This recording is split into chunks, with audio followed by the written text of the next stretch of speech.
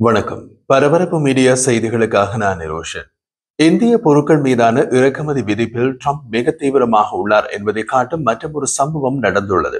தற்போது கிடைத்துள்ள தகவலின்படி இந்திய அமெரிக்க வர்த்தக பேச்சுவார்த்தைகளுக்காக புதுடில்லிக்கு அமெரிக்க குழுவின் நீண்ட காலமாக திட்டமிடப்பட்ட பயணம் திடீரென ரத்து செய்யப்பட்டுள்ளதாக அமெரிக்க வர்த்தக அமைச்சு இந்தியாவுக்கு அறிவித்துள்ளது. அமெரிக்க அறிவிப்பு கிடைத்ததை இந்திய அதிகாரிகள் உறுதிப்படுத்தியுள்ளனர். அமெரிக்க வர்த்தக பிரதிநிதி பிரெண்டன் லிஞ்ச் தலைமையிலான குழு முன்மொழியப்பட்ட இருதரப்பு வர்த்தக ஒப்பந்தம் குறித்து 6வது சுற்று விவாதங்களுக்காக ஆகஸ்ட் 25ஆம் தேதி புதுடில்லிக்கு செல்ல திட்டமிட்டிருந்தது. ஒரு இந்திய அதிகாரி இந்த மாற்றத்தை உறுதிப்படுத்தினார். அமெரிக்க தரப்பில் இருந்து வர்த்தக பேச்சுவார்த்தைகள் நிறுத்தப்பட்டுள்ளன.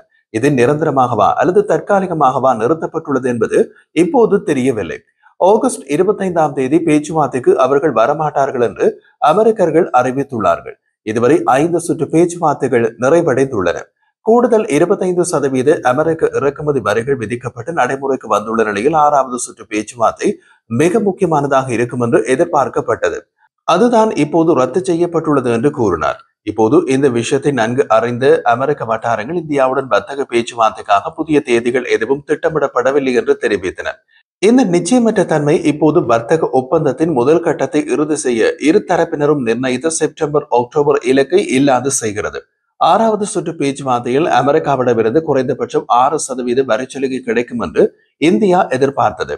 காரணம், அமெரிக்காவுக்கான ஏற்றுமதி இந்தியாவின் ஆசிய போட்டியாளர்களின் பொருட்களுக்கு 5 முதல் 6% குறைந்த இறக்குமதி வரி விதிப்பை அறிவித்துள்ளார் ட்ரம்ப். இந்தியாவின் ஆசிய போட்டியாளர்களின் பொருட்களை விட இந்திய பொருட்களுக்கு 5 முதல் 6% அதிக இறக்குமதி வரி விதிக்கப்பட்டால் அந்த ஏற்றுமதிகள் இந்தியாவின் கையை விட்டு போய்விடும். மூத்த இந்திய அதிகாரிகள், அமைச்சர்கள் மற்றும் தொழில்துறை அளவிலான உரையாடல்கள் உட்பட பல வழிகள் மூலம் அமெரிக்காவுடன் தொடர்பு கொண்டும் பலன் பூஜ்ஜியம் என்று கூறினார். அவர்கள் அமெரிக்காவை மிக முக்கியமான வர்த்தக கூட்டாளியாக விவரித்தனர். அமெரிக்க குழுவின் இந்திய பயணம் ரத்து செய்யப்பட்டதால் இந்தியாவுக்கான இறக்குமதி வரி நிவாரணம் விரைவில் வர வாய்ப்பு இல்லை. வாஷிங்டன் அறிவித்த கடுமையான இறக்குமதி வரி நடவடிக்கைகளின் பின்னணியில் இந்த பின்னடைவு ஏற்பட்டுள்ளது. ஆகஸ்ட் 7ஆம் தேதி அமெரிக்க இந்திய ஏற்றுமதிகள் மீது 25% வரி விதித்தது. இது வர்த்தக ஏற்றத்தாழ்வை நிவர்த்தி செய்வதற்கான பரஸ்பர இறக்குமதி வரி என்று ட்ரம்ப் விவரித்தார். ஜனாதிபதி டொனால்ட் ட்ரம்ப் அதன் பின்னர் கூடுதல் 25% அபராத வரியை அறிவித்து இந்திய பொருட்களுக்கான அமெரிக்க இறக்குமதி வரியை 50% இரட்டிப்பாக்கியுள்ளார். இரண்டாவது 25% அபராத வீதம் ஆகஸ்ட் 27ஆம் தேதி முதல் நடைமுறைக்கு வர உள்ளது. இது ரஷ்யாவின் கச்சா எண்ணெயை இந்தியா தொடர்ந்து வாங்குவதை இலக்காக கொண்டது. இந்தியா இந்த நடவடிக்கையை விமர்சித்துள்ளது. ஐரோப்பிய ஒன்றியம், சீனா மற்றும் அமெரிக்கா உட்பட பிற முக்கிய வாங்குபவர்கள் தொடர்ந்து ரஷ்ய பொருட்களை இறக்குமதி செய்வதை சுட்டிக்காட்டி இந்திய அதிகாரிகள் இந்த நடவடிக்கைகளை நியாயமற்றவை என்று கூறினார்கள். ரஷ்ய எண்ணெய் மீதான இந்தியாவின் நிலைப்பாடு எந்த மாற்றமும் இன்றி தொடர்கின்றது. அமெரிக்காவின் அழுத்தம் இருந்த போதிலும் இந்தியா ரஷ்யாவிடமிருந்து எண்ணெய் வாங்குவதை தொடர்கிறது. தரவுகளின்படி ஆகஸ்ட் முதல் பாதியில் இறக்குமதிகள் சராசரியாக ஒரு நாளைக்கு 1.8 மில்லியன் பேரல்களாக இருந்தன. இது ஜூலையில் பதிவு செய்யப்பட்ட ஒரு நாளைக்கு 1.6 மில்லியன் பேரல்களை விட அதிகமாகும். இந்திய அரசாங்கம் வட்டாரம் இதற்கான காரணத்தை விளக்கியது. நாங்கள் அமெரிக்காவிலிருந்து முன்பை விட அதிகமாக எண்ணெய் வாங்குகிறோம். அதே நேரத்தில் நாங்கள் இன்னமும் ரஷ்ய எண்ணெயை வாங்குகிறோம். அதை எங்களால் நிறுத்த முடியாது. ரஷ்ய எண்ணெய் அதன் விலை அடிப்படையில் நிறைய வித்தியாசத்தை வைத்திருக்கிறது என்று வட்டாரம் மேலும் கூறியது. பிரதமர் நரேந்திர மோடியும் தனது சுதந்திர தின உரையில் உறுதியான நிலைப்பாட்டை எடுத்தார். விவசாயிகள் அல்லது கால்நடை வளர்ப்பவர்களின் நலன்களை குறைமதிப்புக்கு உட்படுத்தும் எந்த ஒரு வர்த்தக ஏற்பாட்டையும் இந்தியா ஏற்றுக்கொள்ளாது என்பதை தெளிவுபடுத்தினார். புட்டினுடன் அலாஸ்கா சந்திப்புக்கு பின்னர் ஃபாக்ஸ் நியூஸுடன் பேசிய அமெரிக்க ஜனாதிபதி ட்ரம்ப் தனது உத்தரவால் ரஷ்ய ஜனாதிபதி விளாடிமிர் புட்டின் ஒரு எண்ணெய் வாடிக்கையாளரை இழந்து விட்டதாக கூறினார்.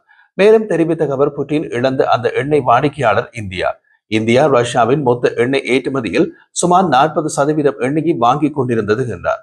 ஆனால் ரஷ்ய கச்சா எண்ணெயை தொடர்ந்து வாங்கும் போது அனைத்து நாடுகள் மீதும் அத்தகைய 2ஆம் நிலை இறக்குமதி வரிகளை விதிக்க முடியாது என்றும் குறிப்பிட்டார். கடந்த மாதம் இந்திய பொருட்களுக்கு 25% இறக்குமதி வரிகளுடன் கூடுதலாக 25% வரியினை வாஷிங்டன் அறிவித்த பின்னர் மாஸ்கோவிலிருந்து எண்ணெய் வாங்குதல் நிறுத்தப்படும் என்று புதுடில்லி இன்னமும் உறுதிப்படுத்தாத நிலையில் ஜனாதிபதியின் கருத்துக்கள் வந்துள்ளன. மேலும் தொடர்ந்த ட்ரம்ப், உங்களுக்கு தெரியும், சீனாவும் ரஷ்யாவிடமிருந்து நிறைய எண்ணெய் வாங்கி வருகிறது. 2ஆம் நிலை தடை அல்லது 2ஆம் நிலை இறக்குமதி வரி என்று அழைக்கப்படுவதை நான் செய்தால் அது சீனாவின் வர்த்தகத்தில் மிகவும் பேரழிவை ஏற்படுத்தும். நான் அதை செய்ய வேண்டியிருந்தால் நான் அதை செய்வேன். ஒருவேளை நான் அதை செய்ய வேண்டியதில்லை என்றால் சீனாவுக்கு என்ன செய்யலாம் என்று யோசிக்கலாம் என்று தெரிவித்தார். ரஷ்யாவிடமிருந்து துருக்கியும் எண்ணெய் வாங்குகிறது. அது பற்றி ட்ரம்ப் எப்போதும் ஒரு வார்த்தை கூட கூறியதில்லை. ட்ரம்ப் புட்டினுடனான சந்திப்பிற்காக அலாஸ்காவுக்கு சென்று திரும்பிய போது இந்த கருத்து வந்தது. அந்த சந்திப்பு உக்ரைன் போர் குறித்து எந்த உடன்பாடும் இல்லாமல் முடிந்தது. அமெரிக்க வர்த்தக குழுவின் ரத்து செய்யப்பட்ட இந்திய பயணம் அதிகரித்து வரும் வர்த்தக பதட்டங்களை குறைப்பதற்கான ஒரு முக்கிய வாய்ப்பாக கருதப்பட்டது. அது இல்லாமல் இந்தியா இப்போது அமெரிக்காவின் கடுமையான இறக்குமதி வரிகள், ராஜதந்திர நெருக்கடி மற்றும் தாமதமான வர்த்தக ஒப்பந்தத்தின் வாய்ப்பை எதிர்கொள்கிறது. இந்தியாவை பொறுத்தவரை மொத்த ஏற்றுமதிகளில் அமெரிக்க ஏற்றுமதியின் பங்குகள் அதிகம். வாஷிங்டனை பொறுத்தவரை ரஷ்யா மீதான அதன் நிலைப்பாட்டை நடைமுறைப்படுத்துவது மற்றும் இந்தியாவுடனான வர்த்தக இடைவெளியை குறைப்பது ஆகியவை வெளிப்படையாக அறிவிக்கப்பட்ட காரணங்கள். வெளிப்படையாக அறிவிக்கப்படாத காரணம் இந்தியாவை அமெரிக்க எண்ணெய் வாங்குவதற்கு நிர்பந்திப்பது. மற்றொரு காரணம் ட்ரம்ப் நிர்வாகம் திடீரென்று பாகிஸ்தான் மீது காட்டும் அதீத பாசம். இந்த வரி விதிப்புகள் இந்தியாவுக்கு ஒரு இக்கட்டான நேரத்தில் வருகின்றன. ஏற்றுமதிகள் தொடர்பாக இந்தியாவுக்கு மகிழ்ச்சியூட்டிய ஒரு சந்தர்ப்பத்தில் வரி விதிப்பு அறிவிக்கப்பட்டுள்ளதால் அந்த மகிழ்ச்சி இல்லாது போயுள்ளது. இந்தியாவுக்கு மகிழ்ச்சியூட்டிய ஒரு சந்தர்ப்பம் எதுவென்றால் அமெரிக்காவின் வருமான விற்பனை காரணமாக இந்தியாவில் ஜூலை ஏற்றுமதி 7.3% உயர்ந்து $37.24 பில்லியன் இருந்தது. சமீப காலத்தில் இந்தியாவின் அமெரிக்க ஏற்றுமதி ஒரே மாதத்தில் கண்ட உயர்வில் இதுதான் அதிக உயர்வு. ஆனால் இந்தியாவின் அமெரிக்க இறக்குமதிகள் அதிகரிக்கவில்லை. அதனால் வர்த்தக பற்றாக்குறை 8 மாதங்களே இல்லாத அளவுக்கு $27.35 பில்லியன் அதிகரித்தது. இந்தியாவுடன் அமெரிக்க வர்த்தக பேச்சுவார்த்தை ரத்து செய்யப்பட்டதற்கு இதுவும் ஒரு காரணமாக இருக்கலாம். இந்தியாவிலிருந்து அமெரிக்காவுக்கு ஏற்றுமதி செய்யப்பட்ட மின்னணுவியல், பொறியியல் மற்றும் ரத்தின கற்கள் ஆகியவற்றின் லாபம் சுத்திகரிப்பு பொருட்களின் சரிவை ஈடுகட்டியது. அமெரிக்காவிலிருந்து கச்சா எண்ணெய், இயந்திரங்கள் மற்றும் விலை மதிப்பற்ற உலோகங்கள் இறக்குமதி வளர்ச்சி வர்த்தக பற்றாக்குறையை ஓரளவுக்கு குறைக்க முயன்றாலும் வர்த்தக பற்றாக்குறை $27.35 பில்லியன் என்பது அமெரிக்கர்களின் கண்களை உறுத்தி இருக்கும். கடந்த ஆண்டு அக்டோபர் மாதத்திலிருந்து ஒவ்வொரு மாதமும் இந்திய பொருட்களின் அமெரிக்க ஏற்றுமதி சீராக உயர்ந்தவாறு இருந்தது. ட்ரம்பின் புதிய இறக்குமதி வரி விதிப்புக்கு அந்த வளர்ச்சியை பாதிக்க போகிறது. ஆகஸ்ட் 7 முதல் நடைமுறைக்கு வந்த 25% கூடுதல் இறக்குமதி வரிகளில் இருந்து அமெரிக்காவுக்கான ஜூலை ஏற்றுமதிகள் விலக்களிக்கப்பட்டன. இருப்பினும் அமெரிக்காவின் அனைத்து வர்த்தக கூட்டாளிகளையும் போலவே இந்திய ஏற்றுமதியாளர்களும் இந்த மாதத்தில் 10% கூடுதல் அடிப்படை இறக்குமதி வரிகளை செலுத்தினர்.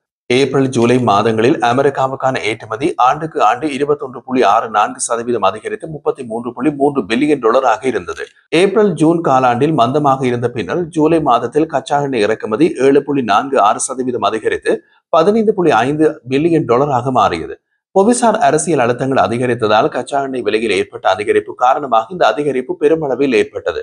ரஷ்ய எண்ணெய் இறக்குமதிக்காக புதுடில்லியை தனிமைப்படுத்தும் ட்ரம்பின் வரி விதிப்பு நடவடிக்கைகளின் மூலம் பிரேசிலுடன் சேர்ந்து இந்தியா அதிகபட்ச அமெரிக்க இறக்குமதி வரியான 50% பெறுகிறது.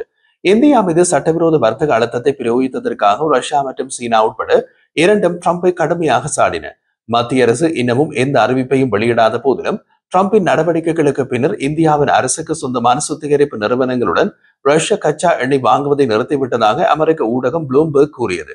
இந்திய தரப்பிலிருந்து அதற்கு மறுப்பு வெளியானது. வியாழக்கிழமை இந்திய எண்ணெய் கழக தலைவர் AS சாக்னி ரஷ்யாவிலிருந்து எண்ணெய் வாங்குவதை இந்தியா நிறுத்தவில்லை என்றும் பொருளாதார காரணங்களை மட்டுமே கருத்தில் கொண்டு தொடர்ந்து வாங்கி வருவதாகவும் கூறினார்.